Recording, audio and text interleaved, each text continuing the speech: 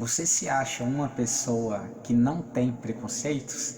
Se sua resposta é sim, até que ponto você lida bem com aqueles que apresentam uma opinião totalmente contrária à sua? Olá, meu nome é Bruno Henrique, sou terapeuta holístico e esse é o Dinâmicas do Ser.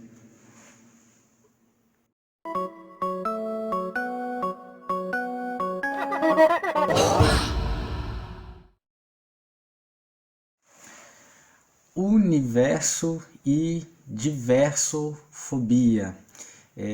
Eu fiz uma brincadeira aqui na língua, né, com as palavras, né, porque em homenagem a esse mês, né, o mês do orgulho, é um mês muito importante. Eu quis prestar aqui primeiro uma homenagem, sim, a todos, né, que hoje conseguem ter orgulho de ser o que são, né, de ser o que porque hoje eu mesmo, né, particularmente falando, hoje eu tenho orgulho de ser quem eu sou, eu tenho orgulho de ser quem eu posso ser, né, e o melhor que eu posso ser, né, eu ainda estou em busca desse melhor. Então essa liberdade que hoje eu me dou, é disso que eu tenho orgulho e é isso que eu espero que você tenha, né, sobre você, independente de qualquer outra coisa. Eu penso que essa questão do orgulho ela extrapola, né, ela tem muito mais a ver com a dignidade nossa conosco mesmo do que qualquer outra questão que possa estar aí mais circunstancial, né? A questão do sexo, a questão da sexualidade, elas são bastante problemáticas, né, no nível geral, que de fato mexe ainda com muita gente, porque o sexo é tabu, né? A sexualidade ainda é tabu, sempre foi. E ela tem um agravamento um pouco maior porque ela entra num julgamento moral, né, em relação aí ao ser, né? Então, a ideia da depravação moral, do erro, de que uma coisa está muito errada, né, aos olhos de alguma divindade, aos olhos seja o que for, ela é muito complicada porque ela coloca o nível do preconceito ou nível da exclusão, ele passa a ser até transcendental, né? Ele chega a um nível espiritual da análise, né, da questão em si. Então, ela é bastante problemática, né? Então, são assuntos também para mais para frente a gente está aí trabalhando e mexendo. Mas essa questão do orgulho em si, de ser o que eu tomei essa liberdade de fazer essa brincadeira com a palavra universo e com a palavra, né, universofobia, né, essa brincadeira do universofobia com o quê? O medo da diversidade. A palavra universo significa o quê? Se a gente se separar, né, a gente tem ali o universo, né, o único expressado, né, na diversidade, né? Então o que é isso, né? De uma única coisa, é uma única coisa capaz de ser expressa de várias e várias maneiras, né? O nosso universo é isso. Então isso é muito maravilhoso, se a gente for pegar na essência do que isso vem significar, isso é muito maravilhoso, ou seja, cada um com a sua autenticidade, cada um sendo o que o próprio universo, né, é a prova de que tudo possa, né, tudo pode existir. Existe uma fala muito bonita do físico, o nome dele tô colando aqui o nome dele, Carlos Rovelli. Ele traz, né, várias questões aí, tentando simplificar os novos conhecimentos da física quântica. Ele tem vários livros bem interessantes, vários estudos bem interessantes, né? E o que sobressai aí no trabalho dele é sobre a questão do tempo, né? Ele coloca, né, bem ênfase assim, né? O tempo, ele não existe, o tempo ele é uma ilusão. É muito gostoso assim de ouvir as essências, né? Mas o que eu queria trazer para cá, uma frase muito bonita, que ele, dentro de todos os estudos das pesquisas e do entendimento que ele chegou hoje, ele entende que finalmente, né, várias coisas nossas são ilusões que a nossa mente cria. Então, o que realmente existe? Ele chegou a uma conclusão tão bonita que ele coloca aqui, o universo é uma explosão de significados e cada um de nós expressa um desses significados, ou cada um busca o seu próprio significado. Isso é tão maravilhoso que é isso que torna a vida sendo o que ela realmente é, porque a vida é essa explosão de possibilidades, essa explosão de significados, né? O problema é até que ponto cada um de nós dá conta de lidar com o diferente, dá conta de lidar do que eu não sou, dá conta de lidar com o outro sendo de fato o outro, aquilo que eu não controlo, aquilo que eu não às vezes entendo, que eu não compreendo e que na verdade não me cabe compreender tudo. Cabe a nós compreender a nós mesmos. O outro é para ser o que? A beleza das relações, no fundo, deveria ser a descoberta, deveria ser o autêntico, deveria ser até certo ponto, é o contato, né? O próprio sexo em si, em uma grande essência, ele significa um atrito, um contato com o que é diferente. Por isso ele é tão bom, por isso ele é tão gostoso, né? Mas ele é endemoniado, né?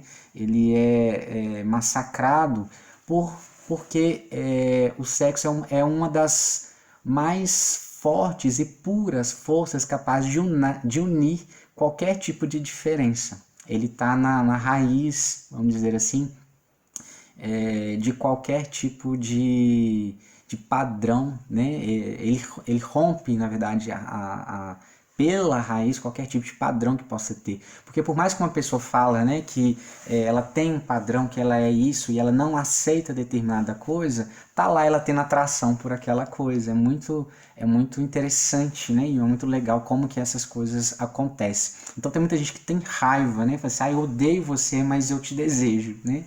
E não tem como, porque vai além das nossas construções aqui de pensamentos. Então a diversofobia, então é o nosso medo, né, diante de tudo que vai diversificando demais, né? Então muitas vezes o que a gente faz, né? A questão do preconceito, ela é tão complexa, ela é tão sutil. Primeiro por quê? Primeiro porque dói bastante, né? Nós temos diversas formas de viver o preconceito, de demonstrar o preconceito e muitas vezes de nem perceber que nós temos preconceito. E a grande questão que nós não percebemos é que enquanto é no outro, a gente fala isso é preconceito. Quando é na gente, a gente fala não, não é bem assim. É porque eu acho que é isso, que é aquilo. Isso é tudo papo furado, né? Isso é simplesmente porque eu não estou na pele do outro. Porque quando a gente está na pele do outro, a gente consegue se defender. Porque a gente vai estar falando o que a gente sabe, a gente vai estar falando o que a gente vivenciou. Enquanto eu não estou na pele do outro, eu não tenho direito de dizer absolutamente nada sobre aquilo, porque de fato eu não vivo aquilo para ter uma teoria, uma ideia para dizer para o outro qual que é a melhor forma, então, ou definir o que ele deveria ser. Isso é uma das maiores arrogâncias e pretensões que a gente poderia ter. Então, quando a gente vai pensar no universo, a gente vai pensar na vida, a gente teria que pensar em várias questões, como, por exemplo, quem é que define exatamente o que deve ou o que não deve, né? No mínimo, eu tenho certeza que é nenhum ser humano, né? Porque até o próprio ser humano, a raça humana, ela é demasiadamente prepotente de achar que ela também está no topo, né? Ou no grau de maior desenvolvimento em relação a toda a natureza, né? Nós estamos na natureza, mas nós não podemos dizer que só porque temos uma capacidade de raciocínio, né, digamos assim, de criar história, de criar, né, uma cultura, que isso define então nós estarmos acima de tudo, porque nós dependemos de um, né, o universo ele é um grande sistema, né, um grande ecossistema, né, e se nós somos tão grandiosos assim, a gente não destruiria, né, tão facilmente aquilo que está ao nosso redor, né, a gente teria mais respeito, inclusive pela própria natureza, né? Sabendo que nós também somos parte dessa natureza, mas também são outros assuntos. Isso para a gente ver como que é amplo essa questão aí do próprio preconceito. Mas quem sofre o preconceito é muito ruim, porque o preconceito ele tem algumas faces, né? Algumas etapas, né? A primeira etapa ele começa como que o medo do que eu não sei, o medo daquilo que vai além de mim, né? Então o preconceito é uma ideia pré-concebida, ou seja, eu nem sei do que se trata e eu já condeno, eu já limito, eu já afasto, eu já não quero, né? E o preconceito em si, até que se ficasse nesse ponto, era menos grave quando eu passo para a segunda fase desse preconceito, que é quando eu quero realmente excluir, então, aquilo que eu não entendo.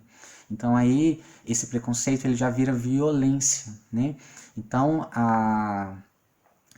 eu ter uma ideia preconcebida e já não aceitar, né, de cara algo que é diferente de mim, tá dentro do nível, né, da rejeição. Então, se eu já rejeito algo que eu nem sei, eu nem espero, eu nem quero, eu já rejeito. Quem sofre a rejeição é uma dor muito profunda, porque a dor da rejeição ela se baseia no que? O que eu sou não serve para o outro. O outro nem me quis. É diferente do abandono, quando a gente já tem algo conosco e depois a gente diz eu não quero mais, né? Que é uma outra dor. Mas a primeira grande dor é essa rejeição. Então, a rejeição ela leva à exclusão, ou seja, eu não quero, então eu preciso descartar. Então nós vamos ter aí os que são um pouco menos radicais, vão ter aquela atitude. Eu não gosto, eu posso até aceitar, mas desde que seja longe de mim. Então, por exemplo, dentro da família, isso é muito comum a gente ver. Então, por exemplo, tem muitos pais que falam, né? Eu até aceito, mas meu filho não, né? Meu irmão não, minha mãe não, meu pai não, ou, né? Então, quando é a questão da proximidade, eu não dou conta enquanto mais próximo aquilo está de mim, porque quanto mais próximo, mais me cutuca, mais vai mexer com o que eu tenho medo, ou mais vai mexer com o que eu não quero ver em mim mesmo.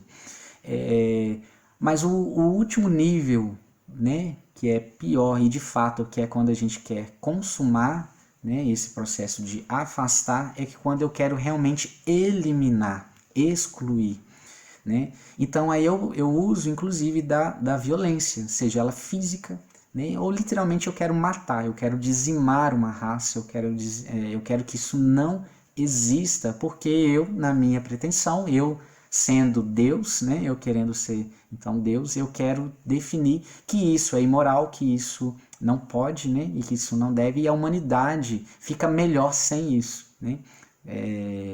Muita loucura, né, da nossa cabeça. Mas quem está vivendo assim não diz que isso é preconceito. Diz que isso tem várias justificativas. Pode agir, inclusive, achando que está fazendo a maior justiça ou o maior bem para a humanidade em nome de uma vida mais, sei lá, mais reta, seja o que for. Então, assim, preconceito é só o outro. Né, a gente não tem. Só que quando a gente vai entrando em outras análises e a questão ela vai ficando um pouco mais para a nossa vida e para o nosso dia a dia, a gente vai percebendo que é muito fácil, muitas vezes, a gente até identificar esse preconceito em grandes situações que a gente vê de fora. Quando vai realmente aproximando um pouco mais ali da gente, a coisa ela vai ficando um pouco mais complicada. E aí é onde tem a diversofobia, ou seja, até onde eu realmente dou conta de conviver com o diferente, mesmo quando eu estou querendo defender de algo preconceituoso. Então, o que eu quero dizer com isso? Por exemplo, dentro né, do universo, né, vamos dizer assim, LGBT, que até mais, né, eu peço aqui perdão, eu não acompanho às vezes todas as siglas, né, não por desinteresse, mas porque isso também, né, atualiza, mas e eu não sou uma pessoa que estou muito preocupado em rótulos, né, eu acho que isso tudo faz sentido, né, para quem precisa, né, e é legítimo sim ter as suas identificações, mas para muitos outros, muitas coisas já deixam de ter sentido, né? Então hoje nós temos várias pessoas que dizem, por exemplo, que não querem se rotular em nada. E tudo bem, né? É a verdade da pessoa, né? Quanto outros precisam de ter um rótulo, né? E não que esse rótulo seja algo que também desconfigure. Então, por exemplo, quem hoje, por exemplo, tem essa necessidade de não se rotular em nada, como que essa pessoa também, ela sofre muitos preconceitos. Mas essa mesma pessoa, de repente, pode ser preconceituosa sem perceber com quem ainda se identifica com algum tipo de rótulo, né? Ou com quem precisa de até certo ponto algum tipo de rótulo. Não um rótulo que vai fechar, mas um rótulo que norteia. Eu preciso ter essa consciência disso para a minha vida. Ok, tá, tudo bem. É assim que a pessoa vive bem. Eu não preciso de nenhum rótulo. Ok, tudo bem. É assim que você norteia a sua vida. A questão é o quanto que me incomoda o outro não ser o que eu sou. Ou o quanto me incomoda o outro não ter a mesma opinião que eu tenho pelo que eu sou e ele também, na minha cabeça, eu acho que ele é ou deveria ser. Então, por exemplo, nós temos na comunidade, por exemplo, gays, né, por exemplo, ou homossexuais, né, onde entre eles mesmos existem preconceitos internos, né? Eu já passei por várias experiências nesse sentido. A gente tem lá a questão quando fala que um é muito afeminado, que o outro é mais isso, que o outro é mais aquilo. Então, internamente também tem isso. E aí um fala, eu não sinto necessidade de ser assim, mas não entende na pele do outro que muitas vezes o outro também não está fazendo nenhum tipo de força para ser daquela forma. A pessoa simplesmente é. Ah, porque determinada pessoa é mais sensível, ela é menos sensível, ela tinha que ser menos isso, mostrar menos aquilo. É você que está se incomodado com isso, não é o outro que tem que adaptar. Então, o que eu quero dizer no fundo com isso? Quando a gente tem um movimento de defesa pelos direitos para ter visualização, para mostrar para a sociedade, para encontrar o seu lugar, tudo isso é sempre muito legítimo e é necessário, porque nós vivemos em sociedade, uma sociedade que é extremamente hipócrita, uma sociedade que é extremamente complicada. Mas é muito importante que internamente nas nossas lutas a gente consiga também perceber os preconceitos silenciosos que nós temos dentro de, né, por nós mesmos, dentro do próprio grupo, de repente, que a gente defende. Então nós vemos, por exemplo, nós temos negros, né, com preconceito de outros negros que não se comportam como eles acham que deveriam se comportar. Nós temos feministas com preconceito das próprias mulheres que não querem, de repente, se comportarem como as feministas querem que elas se comportem. Então, por exemplo, às vezes tem casos que a gente atende pessoas, né? Às vezes vem mulheres que às vezes se queixam. Olha, eu entendo a luta do feminismo, né? Eu entendo isso, mas eu não quero ser, de repente, tão guerreira, ou eu não quero ser tão assim nesse ponto, a ponto de me igualar. Então, assim, às vezes muitas chegam e falam assim, e quando tá muito grupo, muita gente falando, eu prefiro às vezes até me sentir calado, ou às vezes até concordo, só para não ter que causar polêmica com a minha opinião. Então, por exemplo, eu quero, tudo bem, por exemplo, se tem um estereótipo, né, feminino, onde a mídia, por exemplo, tem um massacre do corpo perfeito, o que é o ideal e tudo, nós temos, por exemplo, muitas mulheres que lutam pela legitimidade delas não terem que se enquadrar num estereótipo de corpo. Eu acho isso maravilhoso. Então, meu biotipo é assim, eu sou assim, então eu tenho que relaxar, cada um tem sua própria beleza, né? As belezas, elas são internas, elas são externas, elas são naturais, elas são autênticas, né?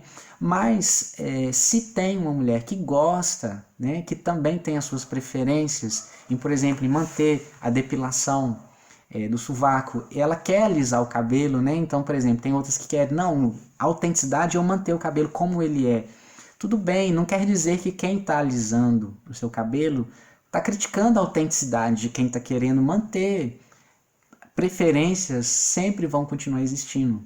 Então, é um preconceito também eu questionar ou não gostar que, por exemplo, uma mulher que está tentando, que gosta de se vestir de determinada forma, ou até que gosta de ter o corpo, se mostrar, né, ou buscar ter o corpo de determinada forma, ela está indo contra o próprio movimento feminista, por exemplo. Não tem nada a ver. Então nós temos, por exemplo, negros que têm preconceitos com brancos também. Nós temos brancos com preconceitos com os próprios brancos, né? Nós temos todas as raças, né, em preconceitos com as próprias raças, religiosos, né, com preconceitos daqueles que estão dentro da própria religião, mas que pensam ou expressam uma maneira diferente. O que eu quero levantar com tudo isso? Além das nossas lutas, né, pelos grandes processos de inclusão, é muito importante a gente também refletir nas exclusões silenciosas que às vezes a gente vai fazendo internamente, naquilo que está mais próximo, naquilo que eu não quero ver, naquilo que eu também não quero aceitar. Então, se o outro não tem a mesma, né, opinião política que eu tenho, porque eu tenho total razão, né, naquilo que eu falo, então o outro eu quero já excluí-lo. Então o outro já não serve, o outro já é errado por não estar apoiando aquele movimento. Não é bem assim, né? Então, até que ponto nós toleramos uma opinião contrária à nossa? Até que ponto nós toleramos uma opinião totalmente contrária à nossa? Nesses níveis é que a gente vai realmente medindo até onde vai a nossa diversofobia, até onde vai o meu medo de conviver com quem não pensa realmente como eu penso. E esse é realmente um desafio, porque no fundo o que o outro pensa não deveria ser um problema, como o outro vive, como o outro faz, como o outro tem prazer. Por que isso me incomoda, já que de fato isso não altera nada na minha vida? Então, para um universo mais harmônico, para um universo que inclua mais, a gente também teria que começar a pensar o quanto que eu realmente estou querendo cuidar da minha própria vida e preocupando ali com a vida do outro.